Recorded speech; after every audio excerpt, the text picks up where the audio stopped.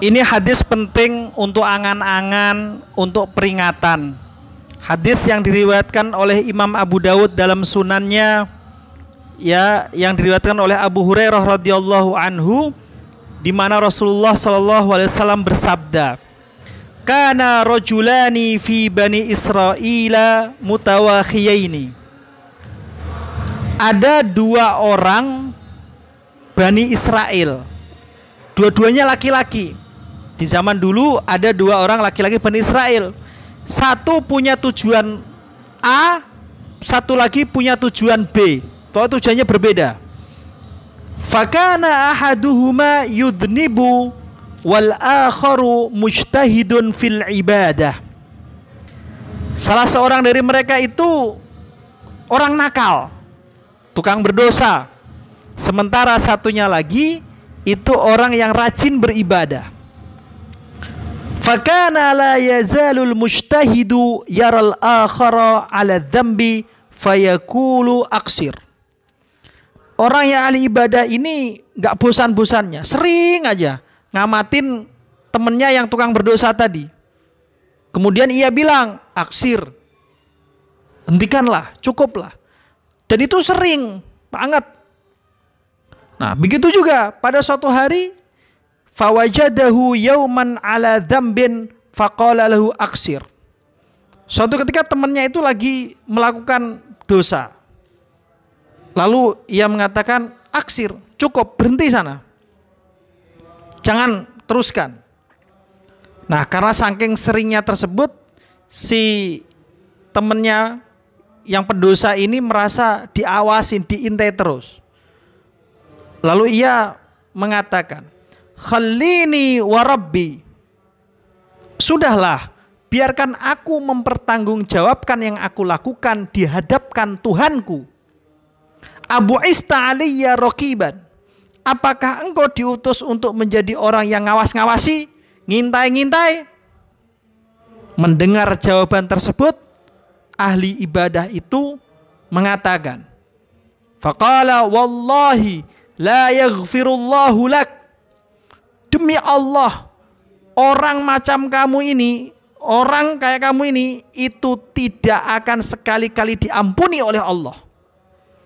Di dalam riwayat yang lain, ia mengatakan, wallahi la yudkhilukallahul jannah. Demi Allah, orang macam kamu ini, itu tidak akan Allah masukkan surga. Selang berapa lama, faqubidu arwahuhuma. Lalu dua-duanya meninggal. Fajtama'a inda rabbil alamin.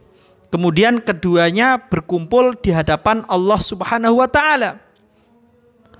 Faqala lihadzal mujtahid.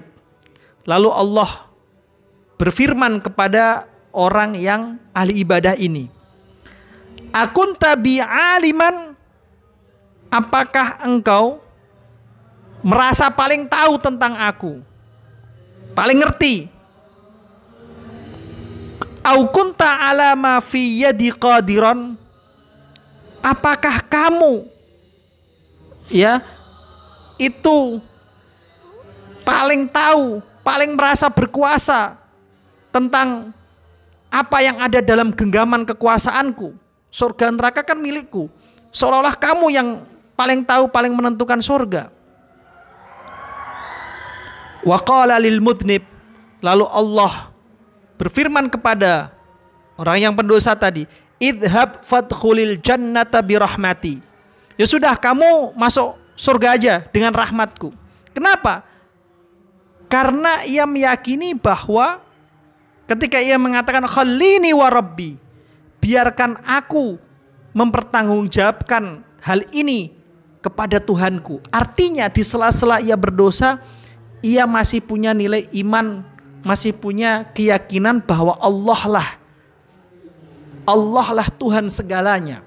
Allah lah yang nanti di yaumul hisab akan dihadapinya.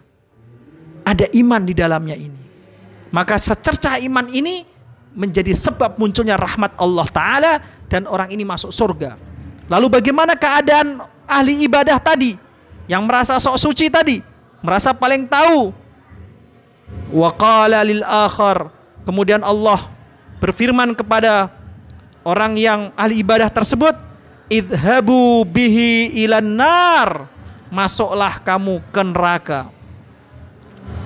Mendapati hadis ini, Abu Hurairah radhiyallahu anhu menyatakan, mengomentari, walladzi nafsi biyadihi, demi zat yang jiwaku berada di dalam kekuasaannya, la takallama bi kalimatin, sungguh ahli ibadah tadi telah mengucapkan satu kalimat, satu perkataan, au baqat dunyahu wa akhiratahu, yang mana ucapan tersebut merusak, meluluntuh lantakkan amalannya di dunia dan mencelakakan dia di akhirat. Artinya apa? Sudahlah, ibadah dibarengi dengan ketawaduan, memandang orang lain dengan pandangan rahmat.